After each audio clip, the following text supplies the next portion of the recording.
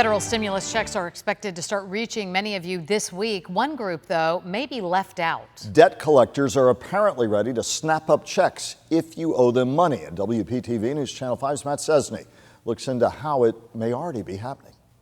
Because this is sudden. Dee Hemsley of Delray Beach says she's been locked out of her bank account at Wells Fargo, now empty of the unemployment benefits she had been collecting. Since Thursday, I'm left with no money. She says it's the work of a debt collector who may now be anticipating the $1,400 in federal help coming on Wednesday. These debt collectors are freezing people's accounts because they're going to take their stimulus money. Financial experts say it's possible.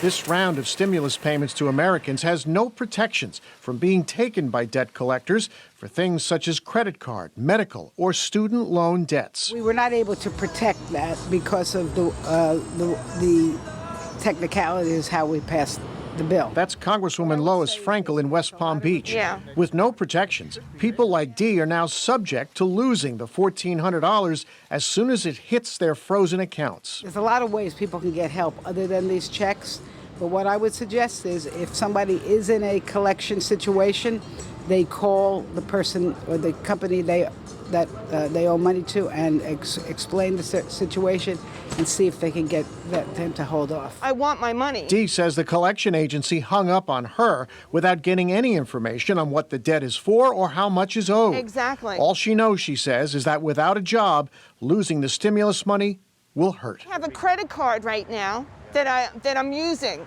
I have a food assistance card that I'm using for food.